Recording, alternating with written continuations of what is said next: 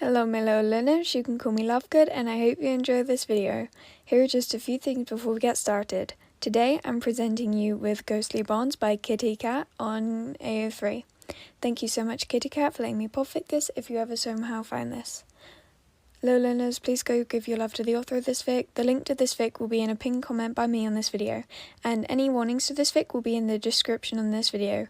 I apologise if my voice acting is bad, I'm trying to improve as much as I can. But anyways, thank you for tuning in to listen to me, but that's enough of my rambles and jambles, and let's get right into the fic. This is a quick note from me before we start the fic. An amazing commenter. I don't know if they want me to say their name or not, so I won't. I'll keep it anonymous. But this absolutely amazing commenter reminded me that I did forget to say the tags are in the description, and in the end of the tags is the user of One For All. So I'm so sorry if any of you got spoiled by accidentally seeing that and you didn't want to see it. I'm sorry I forgot to tell you all that the tags were in the description. But yeah, if you do want to see who has One For All, the tags are in the description. If you don't want to and you did, I'm very sorry. Chapter 6. A Good Song Never Dies. Summary. Entrance exam and life alone. Author notes. Izuku is a chaos demon. No other words to describe him. He just is chaos in the story. Izuku floated through a villain repeatedly, grinning when he couldn't stop shivering. "Damn it, Jerry!" one of his friends yelled as he dropped the baton he held. Another round of shivering going through him. Izuku just poked him every once in a while, dangling upside down in front of him. He needed some way to stall them, and this was as good as any. "Fuck!" Jerry screamed, reaching down for the baton as he shivered again. Izuku grinned, pushing his energy into his hand and barely pushing the baton further from his grip. He cursed again as Izuku laid back, putting his feet in the guy's face, making him shiver again, dropping the baton. Izuku grinned as he watched the capture weapon appear from nowhere, wrapping itself around Jerry's ankles, sending him tumbling forward. "Shit!" his friend yelled, running in the opposite direction. Izuku sped towards them, using his mom's quirk to pull their laces backwards just slightly. He groaned as he ran out of usable energy, but the two other villains fell face first onto the floor because of him. Eraserhead quickly knocked out Jerry, wrapping both of the other villains in the capture weapon. Izuku shivered as they were dragged through him without warning, shaking his arms out. Helping out Eraserhead in secret was really fun, and it helped him practice with his quirk. Even if the man couldn't see him, he was a great teacher. Izuku watched him press on each of the villains' necks, knocking them out quickly. He sighed, pushing his hair out of his face before pulling out his work phone. Izuku had been tailing him for the past 2 months after finding him at the police station when he was watching the detective from afar. It had been cool hanging out with a pro hero, even if Eraserhead was constantly exhausted. Maybe Izuku felt a bit bad for making the man upset over his death. Izuku flipped over the air, hanging upside down again out of boredom, just as Eraserhead droned on to his agent. Each hero had an agent assigned to them while on patrols, and Eraserhead's was constantly butting heads with the man. He didn't like the way he pulled off his arrest from what Izuku overheard, but that was baloney. Just because they weren't flashy, he still got the job done safely. Izuku spun around like a top on his head.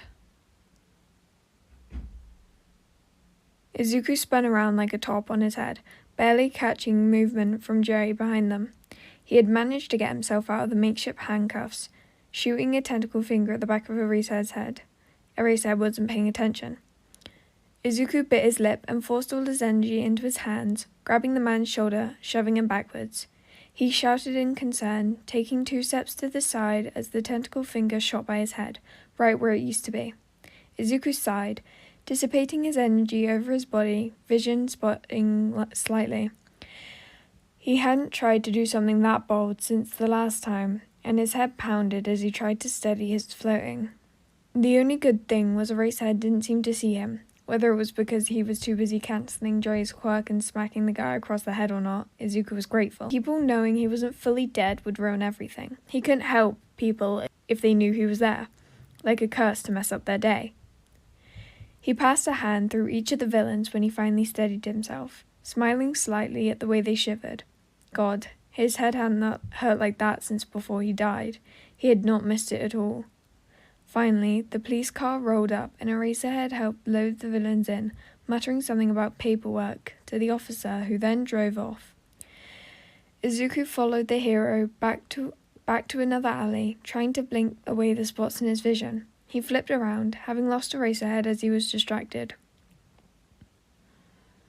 He pulled the ropes, briefly hesitating over his mum's before pulling on the heavy coffee-scented one. Eraserhead was already back at his apartment. Izuku must have been distracted for a while. The hero tossed his scarf off, throwing it on the messy dining room table as he rubbed at his eyes. "I'm home, guys," he mumbled loudly, grabbing a jelly pouch from the fridge. If he ate anything else, Izuku had no idea. He survived off those stupid jelly pouches, downing a pack a day. "Hey, Shota," President Mike said, walking out of the shared bathroom, drying his hair with a towel. He wore another around his waist, tucked in haphazardly. Eraserhead groaned, shutting the fridge and walking down the hall. "Put some clothes on, Yamada," he yelled, slamming the door behind him. Midnight walked out of her bedroom, yawning. "Is Shota home?" "Could you not hear him yelling at me?" President Mike pouted as Izuku floated over and started examining the papers on the table. "He's so mean," President Mike muttered into the towel as he wiped his face. It was just basic paperwork for villain captures and some classwork for his students that he had yet to grade. Izuku shifted a paper slightly, groaning when the wind picked it up more and blew it from the table completely. "You should go put some clothes on. There's a lady in the house," Midnight joked, picking up the dropped piece of paper, confused. President Mike scoffed. "You, a lady..." Midnight cut off, looking around. "Is it just me, or does our apartment seem draftier lately? Things keep moving from the wind." Izuku settled himself on the couch, using a method he had figured out to get the basic support of a surface without using his concentration. It was handy to just feel normal, really. President Mike shrugged as Izuku shut his eyes. "I'll call someone out," he said, followed by something Izuku didn't hear. He was falling again. He jerked back to reality, shaking his head as he spun around. No. He couldn't have missed more time. He shot himself across the room, able to move normally. His head no longer hurt, but he had definitely gone dark again. He didn't know what else to call it. He didn't know what it was. He sighed in relief, noticing it was only 6 the next morning. He wasn't gone for long this time. He was about to dig out his hidden notebook from the bushes to write hypothesis when the door down the hall opened. Strange. None of them were usually up for another 2 hours, but all 3 of them were up and dressed, grabbing various breakfasts from the kitchen. Where were they all going this early on a Monday? Nope, no clue. Midnight grabbed her toast, buttering it up as Izuku floated over. "How do you think they'll do this year?" she asked, waving the knife in President Mike's direction. He grinned, adjusting his hero costume collar. "I think we'll have some good options. The kids these days keep training from a younger age." Eraserhead scoffed, clicking a jelly pouch open. "We'll be lucky if no one dies. You know how Nezu likes to make the entrance exam ridiculously hard." Izuku's stomach dropped. The entrance exam? UA's entrance exam? That wasn't supposed to be now. It'd only been a few months since he died, right? That meant it had been 10 months now. That just felt wrong. Izuku shivered in disgust, following the trio to the door as they continued chatting. Izuku pulled up the ropes, making sure his anchors were still good. Mom, the detective, Eraserhead, and 2 blank spots he knew he could fill. Maybe he could have some fun at the exam, mess up school results and whatnot. General chaos. No one needed to know it was him. He stretched, doing the motion of cracking his neck even though he couldn't. It was a soothing act, as if he was alive on occasion. The train ride to school was spent eavesdropping on the teachers, kicking his feet in the air. Apparently, not even they knew the full extent of the first year's test. President Mike just knew it involved robots. Nezu tried to keep all the information secret until the last minute. When they arrived at the school, Izuku ventured off to the principal's office, hoping to catch a peek at the test. In the past 2 months, he had tailed the heroes to school, catching up on some learning he had missed over the summer. He didn't know if his answers were right, but they were surprisingly easy, stuff he already knew. So, he knew his way around well enough to venture through the walls to avoid passing through other heroes. Nezu's desk was as organized as ever, papers in order, made it harder to mess with. The principal wasn't in his office, luckily, so it gave Izuku free rein to try and blow the papers off. Robots. President Mike was right. Izuku didn't know how his abilities would mess with robots because they didn't have human forms to pass through. But maybe he could screw with the right wiring on them, malfunction them. He grinned at his idea, floating back out front of the school. Nezu would be so confused. He had a personal vendetta against the principal at this point. He seemed to always know something was off when Izuku was in the room, his whiskers twitching as he looked for Izuku. So he had made it his personal mission to evade detection from the smartest creature in Japan, a personal game for the dead. He grinned when he saw Kachan walking up to the gates, immediately shooting up behind the boy. Maybe he shouldn't have been this excited for Kachan, but despite all the boy had done, he was still Izuku's only friend. He had been trying to get better. He didn't pick on any of the kids. He had cleaned the entire beach, and he was in anger management therapy, though it was a slow progress on that front. He hummed, following Kachan up the steps as he looked around with a glare on his face. Izuku reached forward and pulled the boy's shoelaces with the mom's quirk, managing to trip him up. A little fun every now and then wasn't an issue. Surprisingly, Kachan didn't try to catch himself. Hands clenched tightly on his backpack straps. Shoot. Izuku reached forward to touch him when someone else beat him to it. A brunette girl with a bob chuckled awkwardly, helping Kachan back to his feet as his hands popped in surprise. He matched Izuku now, floating just off the floor by his backpack. Sorry about that. It'd be bad luck to fall on the day of the exam. The girl apologized nicely, pressing her fingers together and letting Kachan fall. Anti-gravity. Cool. If she had touched Kachan and not his bag, would he have floated off into oblivion? I don't need your help, extra, Kachan huffed, stomping away from the girl. Izuku followed, floating backwards and waving at the girl. Even if she couldn't see him, it was still polite. He followed Kachan to a seat in the exam room, settling himself above his head.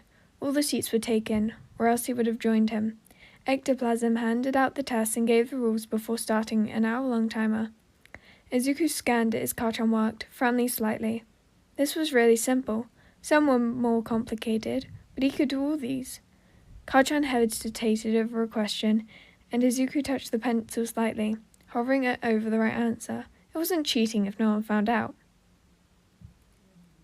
Kachan slammed the pencil down loudly, scanning the area around him as he wiped his hands on his pants.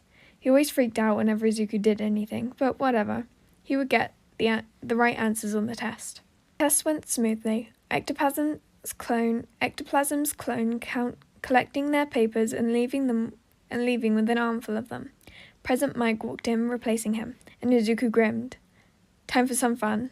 He muted President Mike from his mind, coming up with ideas for the test. If he used his bond and took Kachan's quirk, he might be able to explode them from the inside, but Kachan's quirk had always been really weak if he managed to get any explosions. He had no activator without sweat. There are 4 robots listed on our test, but you have only told us 3. If this is a mistake on UA's part, I find it highly incompetent of the number 1 hero school in Japan, someone yelled, standing up stiffly from his seat. Rude. President Mike clearly wasn't done talking. Even Izuku could see that. President Mike chuckled, brushing the interruption off easily. Thank you for calling in, examinee number 7111. That is a distraction worth 0 points. Best try to avoid it. President Mike gestured to the new robot lit up on screen, grinning widely. The blue-haired boy bowed stiffly.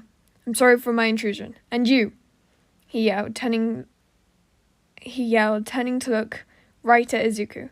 For Izuku. He turned around to face Kachan, looking pissed. You have been distracting us this whole time with your innocent quirk use. If you cannot keep it under control, you do not deserve to be in this institution. Kachan slammed his hands down on the table, grinding his teeth together. Well, crap.